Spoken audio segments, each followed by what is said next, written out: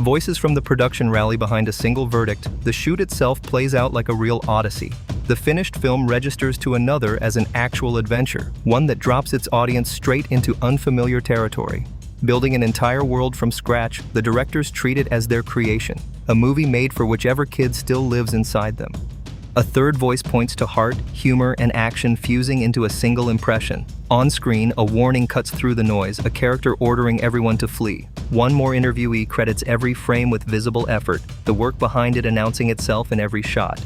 A creature blocks the path, confusion breaking out. A question about its name meets a two-word answer: owlbear. One of the film's actors traces his history with the hobby back to childhood, first shown Dungeons & Dragons by an older brother already obsessed with it. Sitting at that table, the youngest player in the game, he remembers dying off almost immediately, round after round. Banter turns to E.T., a shared credit connecting interviewer and interviewee, a childhood credit for playing Elliot. The memory shifts back to that early tabletop game. A spark catches there.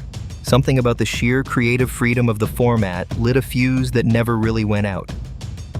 A direct question anchors the segment, did Dungeons & Dragons set this actor on the road to filmmaking? Quick agreement crosses his face. A second voice picks up the thread, describing an introduction to the game at 14 on the set of Freaks and Geeks, playing a character who lived for it.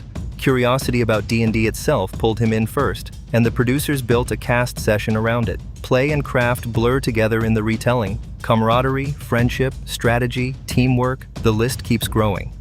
For one performer, inventing a character from nothing supplied the charge, a jolt strong enough to carry the imagination somewhere else entirely. Several agree, skill at the tabletop translates almost directly into skill at the script. Building plot and world falls to the dungeon master, the players carry the decisions. That same tension, one writer suggests, needles every screenwriter working the page. One voice claims no video game has managed the same pull, comparing the immersion unfavorably. A laugh interrupts. The whole thing starts to sound like an ad for D&D itself. Someone jokes that the company owes them a paycheck, quiet agreement sealing the joke.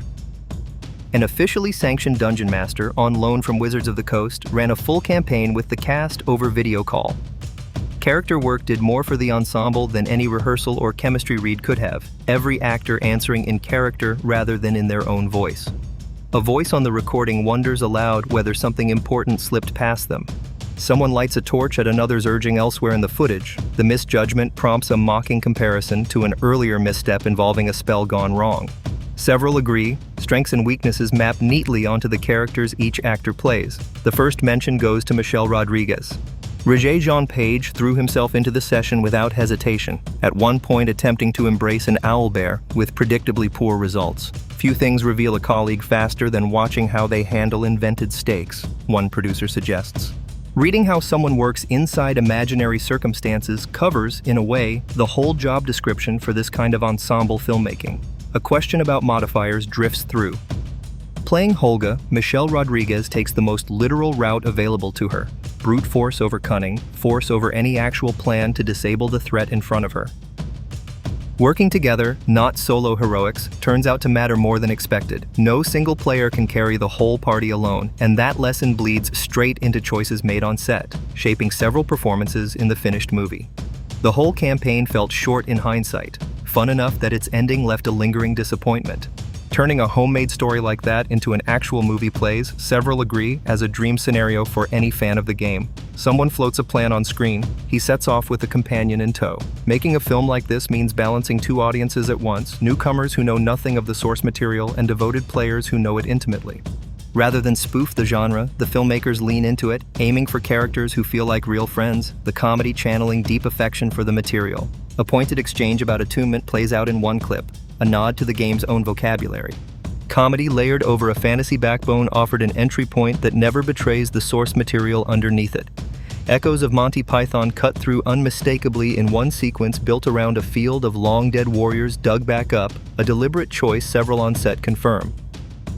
Frustration flares briefly on screen. Someone begs for a different angle of questioning entirely. A sharp streak of humor threads through the whole project, restraint from over-earnestness letting these characters read as vulnerable rather than merely comic, several observe. A stiff refusal to use casual language invites a needling reply about being no fun at all. That same comic sensibility, carried over from earlier work, stretches here across a far bigger canvas than before. Nothing on this scale has come before for this team, and the cost of every joke climbs along with it. More riding on each one than usual. Stakes and true peril stay intact underneath the comedy. Laughter and investment stay locked side by side, never canceling each other out. A blunt threat against a character named Zenk meets mock tenderness on screen. It mattered enormously to the filmmakers to avoid the familiar setup, a handful of kids in a basement pulled physically into D&D, cartoon style. Capturing the feel of actually playing, without ever breaking the fourth wall, formed the actual goal. No direct references to the game itself appear anywhere in the script. Characters instead face decisions built the way a tabletop session builds them, one choice branching into the next. Backup plans stack on screen, someone reveals a Plan D waiting behind a failed Plan C. Built from a chain of puzzles and quests, the whole story plays like a journey the characters have to solve together, one unit pulling in the same direction. Dice never actually roll. Outcomes still carry the texture of a real campaign, the shape of a game without a single die in sight. That structure, one voice concludes, feels like a campaign from the inside, its presence at the center of the movie leaving real relief in its wake. Historical accuracy anchors every story someone spins from the past, right down to the smallest aside. Little room survives, hopefully, for anything that strays from fact here, meaning invented fact, fiction wearing the mask of history within the world itself. A blunt lecture plays out on screen, magic carries limits here, and no bedtime story softens the stakes. Spell slots deplete, mirroring the game's own restrictions, so magic can never simply erase every problem. Several agree that scarcity adds nuance rather than convenience to the world. One writer notes how much ground a single scripted speech about magic's limits manages to cover. Fantasy aesthetics stayed the guiding principle throughout, and on screen, one small success prompts a triumphant declaration that it works. Neither director anticipated the technological complexity waiting inside a sequence such as the portal heist, a set piece that lived with total clarity only inside their heads at first.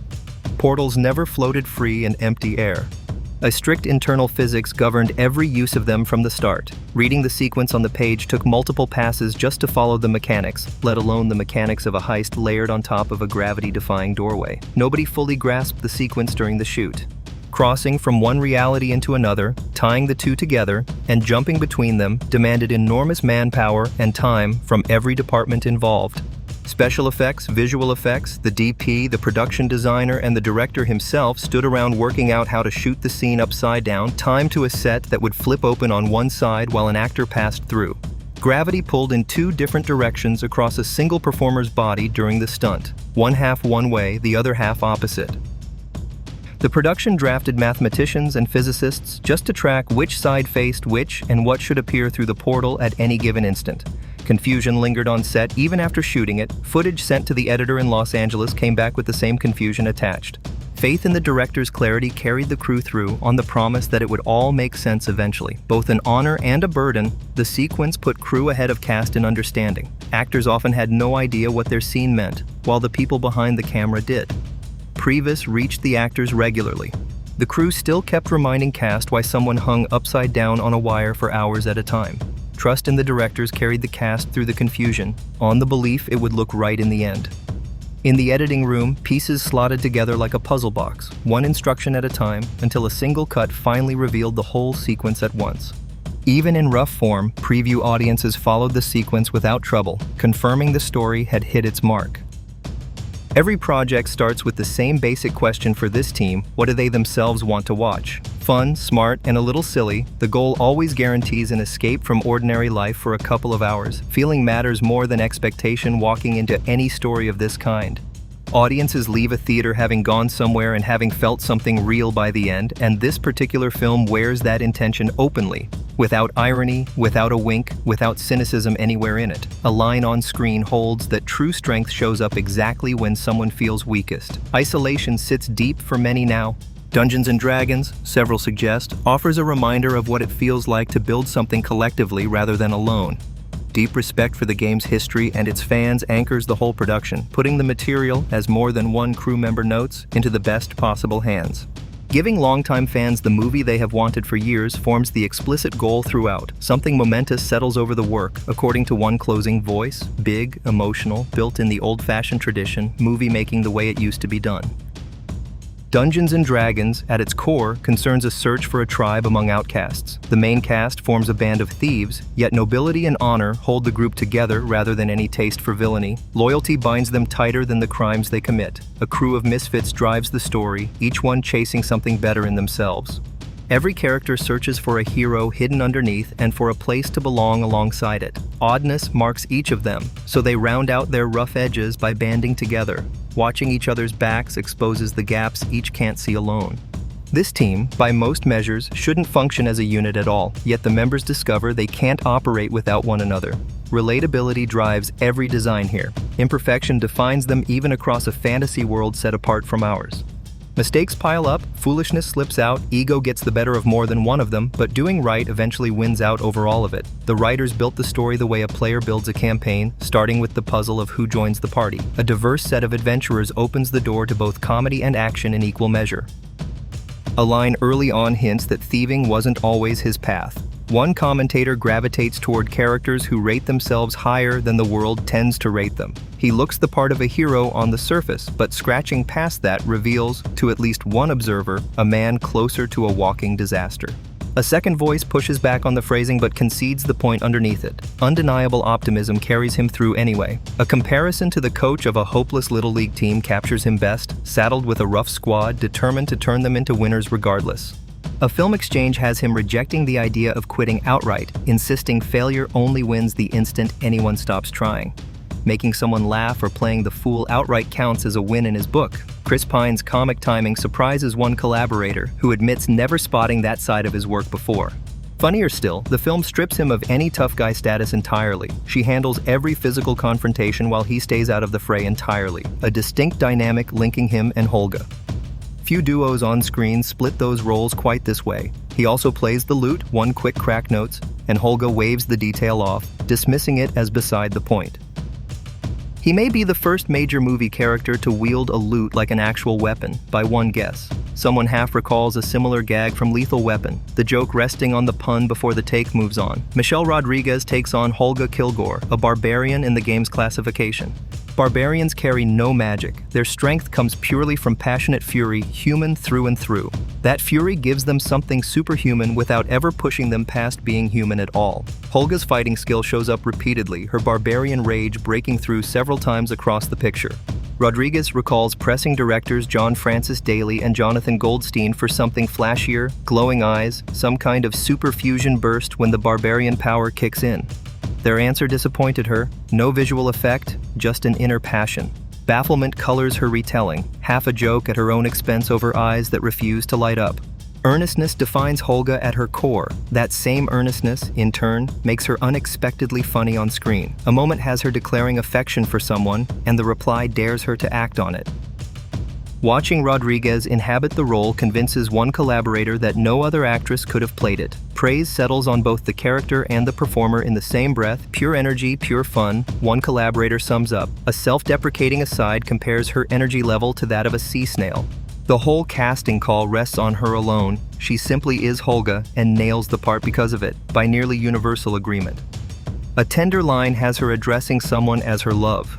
Off-camera, the names blur for at least one collaborator, who catches themselves nearly saying Holga instead of Michelle mid-sentence. One figure offers help in a brief clip, another brushes the offer off with total certainty, the confidence earning a gentle jab about needing to sound quite so sure. Simon Almar rounds out the group, a half-elf sorcerer out of Tribor, his power inherited from wizarding blood. Insecurity about his magic goes deep. Self-deprecation, in fact, settles into an almost permanent habit for him. A clip lays that insecurity bare. He once pursued someone who told him he only made her sad, not through anything he did, but simply through who he was. Justice Smith brings the character an easy likability, according to one collaborator, even in his most pitiful early stretches. A boastful crack has him claiming no one can match his trick, undercut instantly by how little that trick amounts to. Something about him still invites the audience in despite the low bar he sets for himself. Smith's physical choices for Simon invite specific praise, particularly the gestures invented for each spell. He describes avoiding the tired cliché of magic users waving their hands with no thought behind the motion, opting instead for a distinct finger movement each time. For the cloud spell, he settled on a scooping motion into a fistful of cloud, followed by a flick meant to suggest fire. Part of the fun, he adds, comes from deliberately complicating the effects team's job, forcing them to track exactly what his fingers are doing. One interviewer singles out Justice as a favorite. He dubs him a cool presence on set. A flirtatious line asks a companion how the second date is going. Doric completes the core group, a tiefling druid, she's played by Sophia Lillis. Asked what a druid actually is, she describes a D&D class drawing its magic straight from nature, shape-shifting into animals chief among its powers, an owl bear standing out among the transformations she most enjoys performing. Uniqueness defines Doric for one collaborator, her delivery dry and quietly thoughtful. A quip has her insisting success requires nothing more than confidence that a thing can be done, and a second voice notes dryly that confidence isn't something Doric's companion shares. Lillis admits to an unintentional judgmental expression whenever she plays the role, one that apparently trails her even between takes. A fellow cast member confirms Doric's habit of judging nearly everyone around her, delighted enough to coin the label resting Doric face on the spot for future use. Gradually, the influence of this band of lunatics wins her over, and she starts adopting their outlook despite herself. A brief aside credits her with a good save mid-take. Tieflings by nature tend toward solitude, yet Doric wants a family more than anything. That want quietly finds its answer. She grows closer to the group until they turn into exactly that for her. A curious line asks after someone named Zenk before the documentary turns to him directly. Zenk Yendar, played by Regé-Jean Page, closes out the group, a paladin, one collaborator notes, incredibly noble and handsome besides. Perfection practically defines him on screen, right down to a walk that carries faint echoes of a messianic figure. A baffled retort reacts to just how far that perfection goes. The team always discussed Zenk as though he'd wandered in from an entirely different, far more serious production shooting on the next soundstage over. Righteousness governs every choice he makes. Edgen, who fancies himself a fairly evolved specimen, collides headfirst with a man busy rescuing a stray kitten. A film exchange has two characters, each pushing the other to go make contact first. Regé arguably outshines Chris Pine in looks, some fun on set noting the claim drew immediate pushback and laughter, careful hedging about the word arguably included. A line pleads for a change of seating away from Zenk entirely. Page's steady performance lets Pine play the comic foil against him, one collaborator explains, each actor settling into a clear role within the pairing.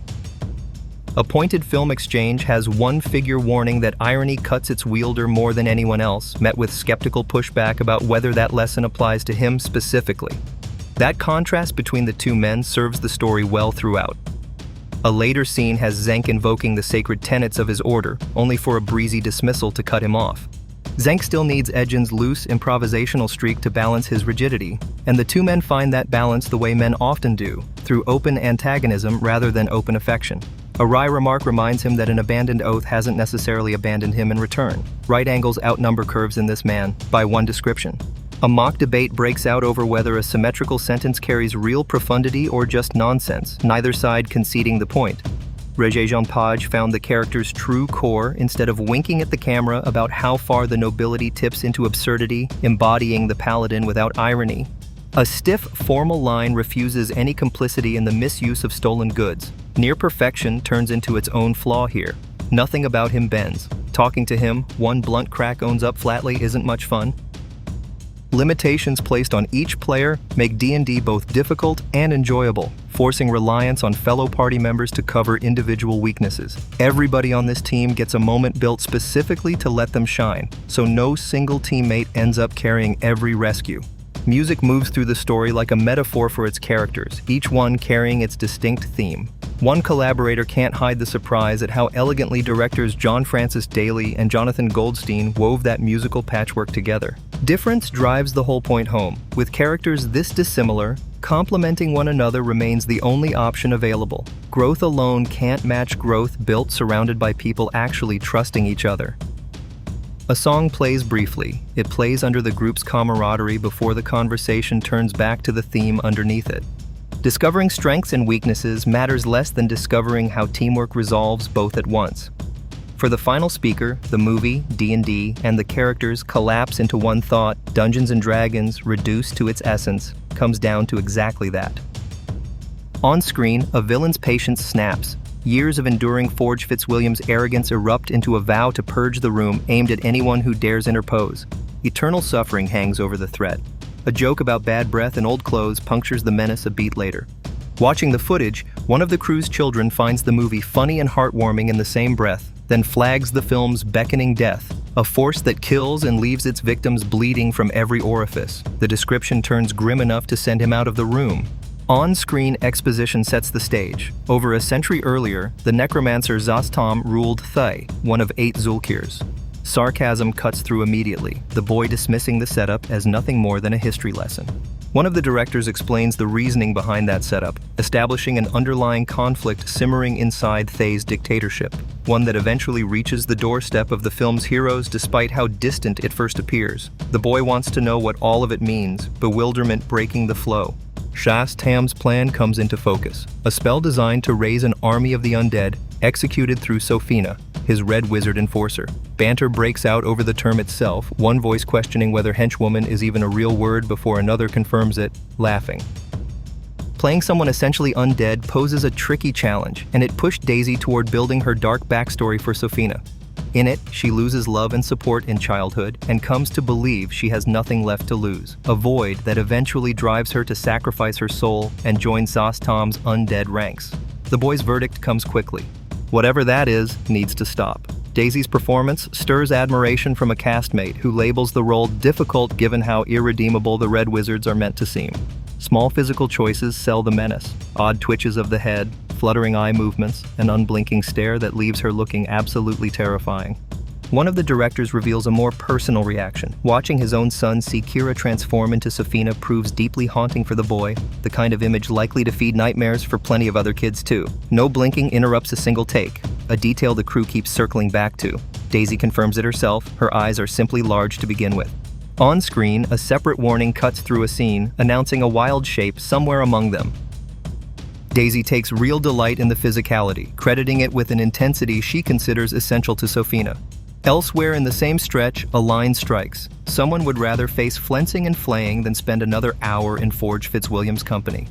A castmate recounts what Michelle said about the moment, intense and unsettling, just from being stared down in the part. Losing herself entirely inside Sofina's stare proves impossible. Rumor spreads that Michelle tried starting a staring contest of her own, only to find it far harder than expected. Awe mixes with a touch of fear in the retelling. Sofina reads brilliant and unmistakably scary, even bald and marked with whatever glyphs mark her skin. Full credit goes to the makeup department for that transformation.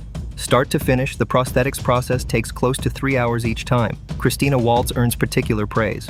Wearing it delights Daisy outright, though she isn't always the first to feel comfortable in her own skin, by her admission. Artistic makeup this far removed from her everyday look does part of the job before she even starts acting. She barely recognizes herself under it all, by her own admission, and that unfamiliarity ends up helping her sink into the role. A film beat opens the stretch. Someone spots a hooded figure the instant the hood comes off. Hugh describes Forge's relationship with Sofina backwards at its core. Forge technically outranks her, yet fear moves the other way entirely.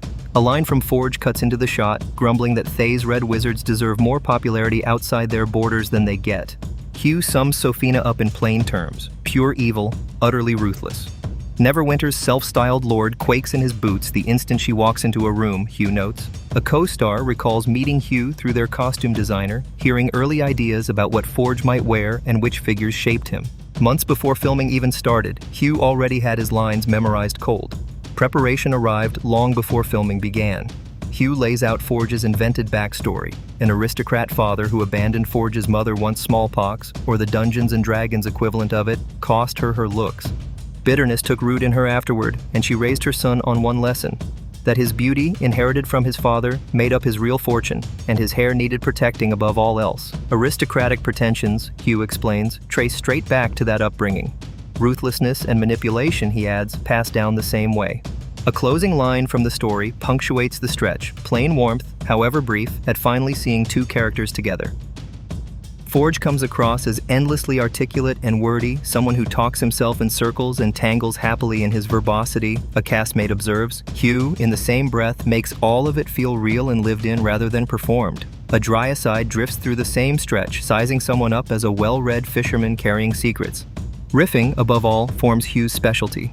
Holga enters the conversation next. A film moment centers on a request for a hug from someone who insists they don't even enjoy hugging, the beat carrying warmth. Hugh's sardonic streak threads through beats like this one, according to a castmate. A fall elsewhere prompts a remark about how hard it is to watch. Watching him work, cast members compare it to something almost mathematical, a precision to the rhythm and rhyme of his delivery that strikes one observer as blisteringly hot. The tactician in him shows through even in throwaway beats, the same observer notes. Adjustments keep coming from Hugh, soften and ending here, push a beat louder there, pull another one back down, each one delivered with a polite thank you attached. An improvised touch catches a co-star off guard. A finger dipped into a cup nobody saw coming. Hugh clearly relishes a good naughty role, and it reads plainly in how he plays it. On screen, a blunt order to leave the city cuts short a florid speech about how gratifying the collaboration felt. A short, clipped agreement closes the back and forth. Plenty of viewers apparently cast Forge in a quasi-good light. One castmate rejects that reading outright, branding him repulsive and weak instead. What Forge does to Kira kindles particular scorn, especially his addiction to her adoration with zero regard for her welfare. 3 meals a day come her way technically, but each one arrives seasoned with lies. A tender line closes out the stretch. Seeing good in him convinces someone that some good truly lives in there somewhere. Hugh sets his own villainy scale. It tops out around 8 out of 10 for him personally. True 10 out of 10 status reserved for Sophina and the Red Wizards. Complaints about the rig cap things off. Whoever's rigged up asks to be lowered, protesting that the height sits absurdly higher than the number they'd settled on. Creatures crowd nearly every frame of this Dungeons & Dragons adventure, pulled from decades of tabletop lore and rendered for the screen in forms fans have pictured for years. The list runs long. Naming the movie after the game all but guarantees the menagerie, a filmmaker notes. Respect for longtime fans drives the choices, matching what audiences expect from this kind of story. Sifting through the game's most iconic monsters, the unit pushes to fit in as many creatures as the story can carry. Bird-headed Aarakocra and cat-featured Tabaxis populate the ranks alongside mimics, displacer beasts, and gelatinous cubes lifted straight from the source material. Deeper cuts matter too. Digging through old manuals, the group hunts down some of the game's stranger, lesser-known monsters. In a single clip, a captive pleads for stillness, while a spindly, tentacle-faced intellect devourer closes in, its mouth parts already working toward the man's skull. Intellect devourers rarely turn up in adaptations of this kind, and their method turns gruesome. Stun the target, then consume the brain outright. The idea amuses the filmmakers anyway. The monsters have no lasting impact on the core group at all. The joke lands anyway. A cast member plays hurt at the slight.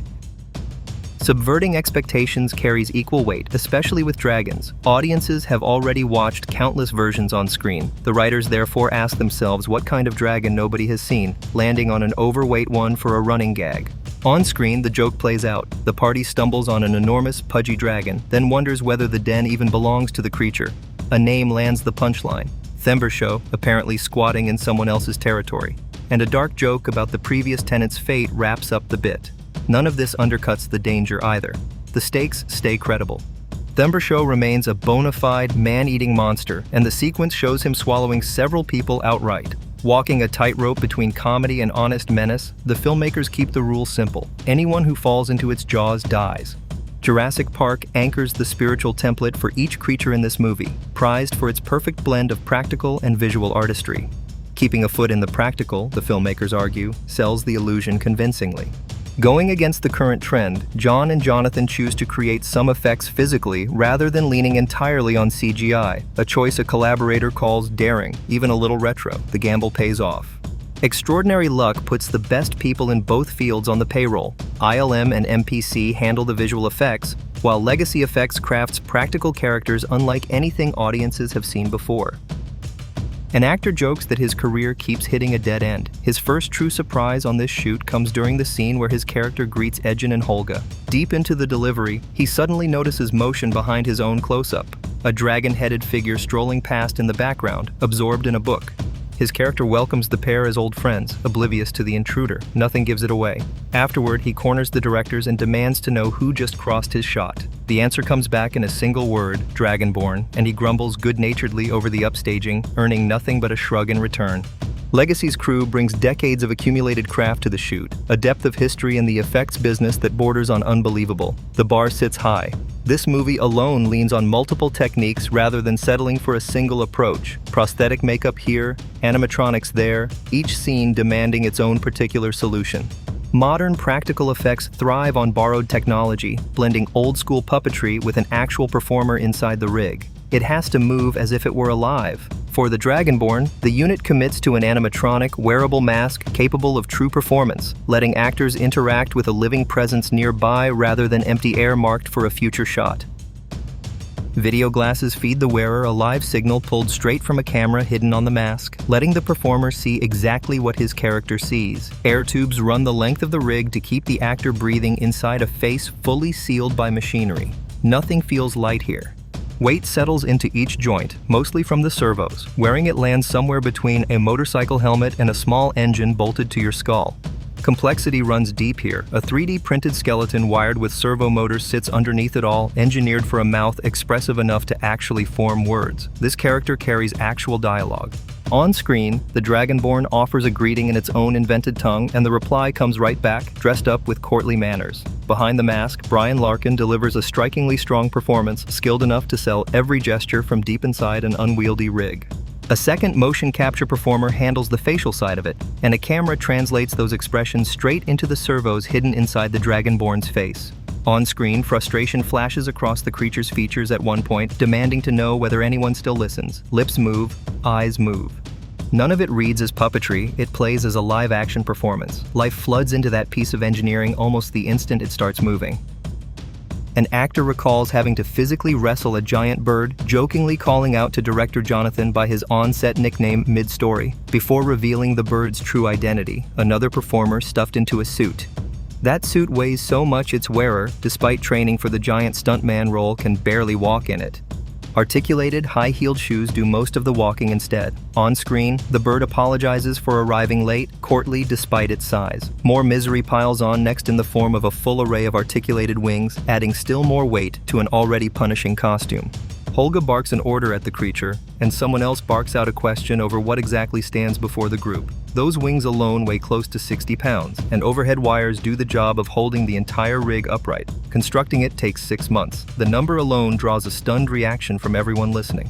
Delivering an important solo speech to the Dragonborn and the rest of the Absolution Council, he admits the bird steals every ounce of his attention anyway. A puppeteer works the beak throughout, coaxing tiny, precise movements from just off camera. That kind of control draws an unguarded reaction. Brilliant, mesmerizing, nothing else registers in the moment. These, he insists, deliver authentic performances from believable characters, not props standing in for something better. It all sits a very long way from Sense and Sensibility, he mutters dryly. Tonally, creepy graveyard, resurrected corpse comedy marks new territory for this unit. They rarely find the chance. Anticipation for pulling it off outweighs any nerves about the tone. Dead bodies pile up throughout this stretch of the movie, and the crew settles on a single adaptable solution, a general zombie costume, reused and repainted whenever needed. Prosthetic makeup shapes each face from there, every corpse given its own color tone and its own specific technique.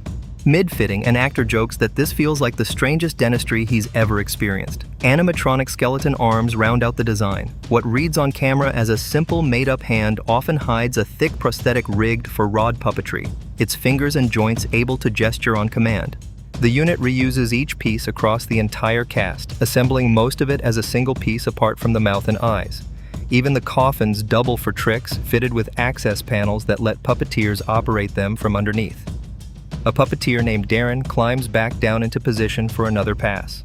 Cobweb guns dust the coffins and their occupants until everything looks suitably ancient, and moss covers several for good measure. One unlucky performer endures actual worms placed in his eyes, left to crawl slowly across his face for the shot. Fun outweighs the discomfort, everyone agrees. He answers with a flat, delighted deadpan of his own. Someone nearby asks, half joking, whether they can seat his prosthetic eye in place early so nobody misplaces it later. Charm and comedy anchor the design here, even with an arrow headed straight for his eye. Outlandish barely covers it, and everyone involved seems to know it. Spooky, creepy, but fun to look at. That haunted mansion sensibility guides the writing behind these zombie designs, aiming for scares that stay playful rather than grim. Someone nearby admires the look and asks the actor what it's like having the prosthetic hang down over his face. He answers that he can neither see it nor sense it mostly. barely anything registers. Every so often it bumps his nose, he adds, and that's roughly the extent of it. Horrific though the design looks, it still lands charming somehow. Deep warmth seeps into the ugliness. Trying to explain the look afterward, an actor allows he isn't putting it quite right. The entire sequence plays similar to vintage Abbott and Costello. On screen, a two-headed corpse introduces himself and his brother, calling the whole situation a nightmare while someone else worries aloud whether the other head holds up all right. Watching it unfold, someone on set likens the gag to practical effects from the 80s and 90s. Someone checks with the performer buried inside the corpse rig over whether he can even see anything. He insists the whole thing delivered a blast anyway and extends real sympathy toward everyone else stuck in similarly punishing prosthetics. Nudged back into position for another angle, a performer settles deeper into the rig and compares the sensation to sinking into a warm bath. Recognition for the people doing this craft matters too. The puppeteers running these elaborate rigs and the sweating performer sealed inside each suit both deserve real credit for pulling it off. True joy comes through in living out that scene opposite the Dragonborn, an actor says. Genuine joy, repeated for emphasis. Nothing in the encounter reads as puppet or performer. The Dragonborn simply registers as present, right there in the room. Legacy's outfit tops his list of favorite people on the entire location, earning praise for remarkable talent and generosity with their knowledge. He'd love to learn their craft himself, watching the team mold and shape these creatures from raw material. On screen, a victim swears he's still alive, and someone else, unmoved, tells him to hurry up and finish dying anyway. Admiration wins out in the end. Hats off, plain and simple. On screen, one corpse compliments another on how well he's looking, and earns an equally dry compliment back in return. Literary references sketch a few pieces of the Dungeons & Dragons world, but the specifics stay wide open. The design group narrows its focus to a single region instead of mapping each corner of the game. Nothing bounds the realm otherwise. Forgotten Realms anchors the story, and its own geography holds enough variety and a wealth of separate landscapes to open a natural gateway into the wider setting. Ray Chan, the production designer, earns praise from a collaborator calling him a true visionary.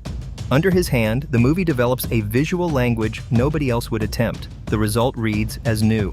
History books and familiar reference points anchor a classical route to constructing a medieval or fantasy world. Chan takes a different path, folding his own travels into the design and letting personal memory drive invention rather than convention. His globe-trotting research supplies raw material. Reality comes first, always. A colleague describes Chan's jumping-off point as something grounded in the actual world before it ever turns fantastical. Pictures of some obscure architectural style, gathered from corners of the world nobody expects, land on the unit's desk next, along with a plan for folding the discovery into Neverwinter's fabric. Realism creeps in this way, and the world starts to register as lived in rather than invented.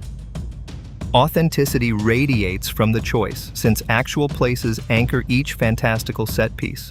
Korea supplies one thread, Corsica another. North Japan, the Ishtar Gate in Turkey, and a Ford factory in Detroit each contribute a distinct texture. A second voice jumps in. Baghdad's Special Forces raid supplies another touchstone. Mumbai and Hampi add two more strands alongside the stone forests of China and the baobab trees of Africa. Together, these locations feed Chan's core inspiration for the movie's look. Balancing practical effects against computer-generated ones matters equally to the filmmakers. Actors need something tangible to react to, or its absence shows on screen. Real environments therefore host the bulk of the shoot wherever possible, giving the cast authentic surfaces, textures, and obstacles to play against, an approach the production commits to from the earliest planning stages. Nothing beats the real thing. Northern Ireland offers the unit beautiful vistas, dramatic cliffs, and centuries-old castles to cue each design decision. The cliffs do the rest. From that foundation, the crew constructs outward into something wholly invented, layering an entirely fantastical world on top of the real one. Belfast stages absorb the results and reshape them into the Forgotten Realms proper. Alnwick Castle hosts this stretch of the shoot, its name pronounced Annick despite the spelling. The old name stays behind. Harry Potter fans will recognize the grounds, as the castle once stood in for Hogwarts, Quidditch pitch included. None of that history carries over into this new project, though a stray joke over the old broomstick matches slips out anyway during the tour. Alnwick now goes by a new name, Neverwinter. Neverwinter itself plays as a metropolis on the scale of London or Paris, according to Chan. The scale feels convincing. Its architecture draws on countless medieval castles and cathedrals he's toured personally, with Rocamadour, Baynac, and Sarlat in southern France supplying the primary reference, Alnwick included once again. The castle's geography opens shooting there to a full 360 degrees, and that freedom gives the finished scenes an authentic labyrinthine quality. Interiors prove harder to pin down since nothing on site holds the entire story the unit needs. Wells fills the gap. Alnwick ends up handling exteriors exclusively, while Wells Cathedral supplies each interior shot needed for this leg of the shoot, arched ceilings and cavernous naves and long cloisters giving the space a massive, beautiful presence on camera. Together, these locations bridge the distance between practical, real-world filming and the constructed sets waiting back in Belfast. Belfast Studios' backlot now stands in for the Plaza, a space famed for its artisan craftsmen and its garden. Neverwinter sits along a river warmed by a nearby volcano. The city never freezes, irrigation runs year-round because of it, and aqueducts run beneath the streets, carrying water both to the fields and to the main castle.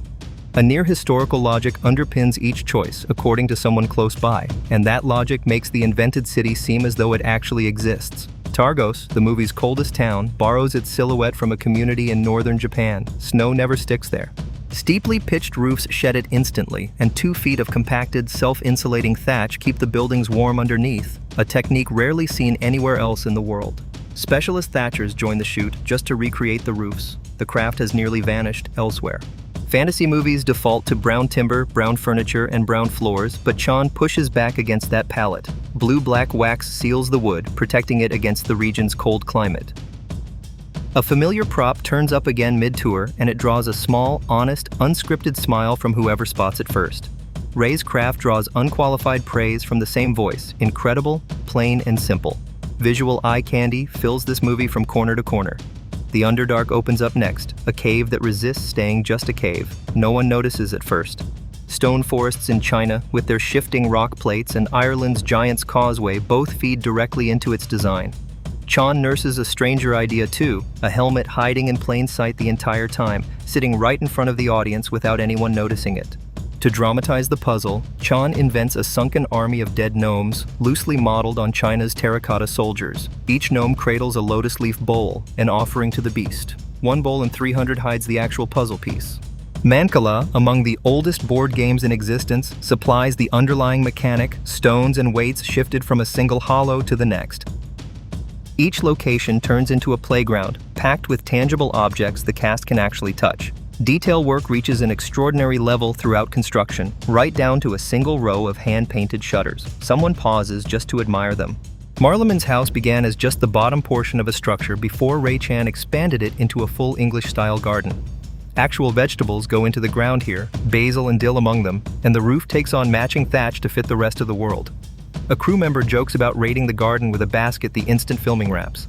The basil looks especially good. Jonathan, someone quips, rarely steps outside, a gentle jab tucked into an otherwise glowing description. Most productions skip this level of commitment, and few would bother planting vegetables purely for atmosphere. This unit holds out for exactly that kind of quality. Chan takes on a village nestled in the trees for his next assignment, though even he isn't sure at first which shape it will take. Eventually, construction produces a single tree. It supports an entire village on top. Sycamores, trained to fuse together by a technique called grafting, interlace with the canopy of enormous baobab trees above. Chan credits India's Living Root Bridge, an early touchstone, calling it too cool to pass up. This ranks among the favorite locations on the entire shoot, according to more than one person. Someone play-acts alarm on set at one point, insisting loudly and half-seriously that it's really them buried under all that foliage. Another wishes allowed to live there. Manufacturing magic barely takes effort on this shoot, since most of it already sits there in front of the camera. Nothing feels fake here. The unit constructs enough practical scenery that the fantasy stops feeling manufactured at all, and the cast genuinely steps into another dimension full of fantastical elements. For someone on set, that quality heightens the entire romance of making a movie, the sense of crafting an actual motion picture alongside the best people in the business. Dungeons & Dragons draws its true magic from people's own imaginations, rather than from anything on a screen, according to the unit. The team delivers. Together, a rare, talented group shines throughout the shoot and manages to make this invented place register as authentic, lived-in land. Time flies. Footage piles up in bulk since the Wells shoot until even the unit loses track of exactly what's in the can. The footage adds up to a very big movie indeed. Praise for the stunt team opens this section, warm and specific. They push themselves further than anyone expected on this shoot. An actor calls this the most stunts he's ever tackled on a single project. By his estimate, 3/4 of the movie or more runs on action alone, running, jumping, crashing, bashing, one set piece spilling straight into the next. The list keeps going. On screen, a shout to stay together cuts across the noise while figures dive from windows strapped to bird-like creatures, then slam down through snow. Honest enthusiasm carries the next stretch. He confesses he enjoys the stunt work more than most, the wire work, the underwater sequences, all of it. He isn't joking. Losing himself in the physical side pulls him out of his head, he says, with no room left to think. Nearly drowning in an underwater cavern gives way to a sudden blast outward. Later, a pack of oversized dragons sends him flying backward through the air. A question over the hill of bones opens a lighter aside. Fish, it turns out, defined the memory more than anything else. The location reeked of it, unmistakably. It never washed out, he recalls. Ground-up seashells made up most of the bones themselves, or so he remembers it, and the smell never let anyone forget. Standing at the top of that hill, in full wire rig, sets up the sequence. An air cannon fires, and he rockets backward as if fired from a gun. Around him, the entire cast goes airborne at once, caught mid-flight together. Nobody had done this before. According to the stunt coordinators, they had never rigged this many principal actors into a single wire stunt in their careers. Everyone involved treats it as a first. Ambition outruns the runtime here. The entire rig serves a shot lasting only a few seconds. It works anyway. Delight breaks across his face the moment it's over, and he calls for another go before the rig stops swinging. Putting actual actors through moments such as this, rather than leaning on stand-ins, shows on screen the filmmakers argue, and willingness runs across the entire cast. Justice stands out for exactly this reason. Once wired up, he refuses to come down, a daredevil by every description on set. Adrenaline lingers after each pass, and the pull to go again shows plainly even after the crew calls it finished. A joking pitch for a new arrangement, built around clean falls, goes nowhere with the unit. Only a single exaggerated tear meets the refusal, played for laughs rather than an actual complaint. Full commitment defines the cast. Given the choice, most of them would attempt anything themselves. Restraint comes from the other side of the table instead. The crew vetoes certain stunts outright, judging them too risky, and sends in a double regardless of protest. Nobody argues twice. A squad of Bulgarian stunt performers, tough and rough-edged, backs all of this, brought in to handle the heaviest hits. Anton, the stunt double, lays out the plan early. Elaborate stunt work lies ahead, and he seems thrilled over it. Warned that the costume comes with heavy layers of armor, he takes it in stride. He isn't fazed. Learning the choreography inside all that weight turns into their shared project. Weeks of rehearsal precede the fight between Zenk and his opponent, drilled long before filming starts. The rhythm lands in 3 sharp beats once it's finally shot, tight and percussive. Rege's character carries the training of a paladin, and the filmmakers want each strike to match what audiences expect from a holy warrior. Physicality, more than anything, unlocks a character for this actor. He leans into the discipline that Zenk's fighting style requires. A dance background gives him flexibility most actors lack. It shows immediately in each exchange. Choreographing fight sequences with him turns out effortless, according to the coordinator working opposite him. Long lenses and quick cuts usually patch together fights that don't hold up on their own, hiding the seams from the audience. Rege's dedication changes that calculation. The unit lets these sequences play out in wider shots instead. Nothing hides now. Grunts, rolls, and impacts fill the soundtrack, and the fight sounds true to life, matching how it looks. Rege rises from one exchange still grinning, visibly enjoying himself. A crew member observes him actually living as Zenk for a moment. Bruises and scrapes, the actor says plainly, mark the price of the art, a toll he accepts without complaint. Holga receives the same treatment as Zenk, tapping into a barbarian rage that the script lets run further than realism strictly permits. A few moments send opponents flying at genuinely impossible force. Grounding still wins out overall though. The team pushes her fighting style towards something tangible, something that could pass for real weight and true impact. Michelle Rodriguez, playing Holga, dominates the opening stretch of the movie through these fights alone, by the director's account. Seeing the pre-visualization for the armory sequence lights something in her immediately. Excitement plain and immediate. She describes wanting to sink her teeth straight into the role. The armory fight ranks among the largest in the movie, Holga taking on 20 opponents at once. Much of its length comes down to Michelle's stamina, the unit stretching sections to the edge of what they could sustain. Hammers fly first, more objects join the chaos soon after. The entire sequence plays similar to something out of John Wick. every object within reach turned into a weapon against the attackers. Every available weapon comes into play against the 20 attackers, and Michelle holds her own throughout. Hands-on work such as this genuinely appeals to her. It's close to what she considers her actual craft. Swinging a sword alongside castmates, to her mind, beats almost any other way of making a living. She calls it simply kind of awesome. A weapons designer takes over here, describing the job, shaping the look and style of each blade in the movie. Everything comes purpose-made for this shoot alone. No props carry over from the leftover stock of Game of Thrones, despite the overlap in genre. Between 600 and 800 weapons, roughly, make up the total output of the workshop. Construction begins with the battle between the barbarians and the Cult of the Dragon, staged under the name Battle of Evermore, a flashback reaching back 100 years within the story. The sequence runs enormous. Roughly 90 to 100 weapons per side come out of it alone. A weapon on the table comes purpose-made for horse riders, extending their reach beyond a normal blade. In the movie, this same weapon decapitates a cast member outright, cutting clean across. A dragon spouting the blade from its mouth forms the core of the design, a look the designer calls unique to this shoot. Attention shifts toward the principal cast's weapons next, starting with Zenk's sword. The designer can't hide his enthusiasm for it, a fitting match for a great swordsman with a touch of Errol Flynn's swashbuckling flair. This particular blade carries centuries of in-story history behind it. Asked why he wanted the role, the actor jokes that the sword alone did the convincing. A blade within a blade turns into the pitch that sells the actor on the weapon entirely. The idea that the sword doubles for a knife wins him over almost instantly. LEDs and a hidden power source give the blade its glow, letting it transform from full sword down into a compact dagger. Nothing else, the actor admits, could have suited the character better. An inscription on the steel translates roughly to a promise that neither virtue nor blade will ever break. Holga's battle axe earns its own moment of admiration. Undeniably badass, in the armorer's words, sharpness mattered above all in its design, paired with a bronze finish that gives it warmth despite the brutality of its purpose. Recognition of the axe's maker comes fast. The inlay on the haft gives it away, the craft of Gelrin Fohammer. That forged texture, all pitting and old hammer marks, defines the inlay itself. Along the outer edge, the design nods directly to Fohammer's usual style, the kind of craft his character built a reputation on. Weight and parry both come up in questioning.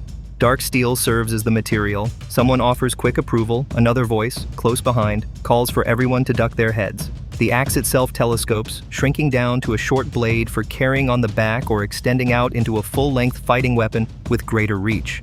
A further transformation turns the long axe into what the unit calls the melted axe, made by adding material rather than removing it. Items fuse directly onto the forged blade to create a new pattern across the surface. Underneath all of it, the original blade's shape still shows, buried beneath layers of slag and pitting. The result reads as an entirely different weapon from the same piece of steel. Pride runs across all of this craft, openly, especially regarding the hero weapons, approval to spare, the armorer admits freely. A last request closes things out, half joking, half hopeful. The actor requests to keep the sword for himself, weighing his own performance as if it might earn him the prize.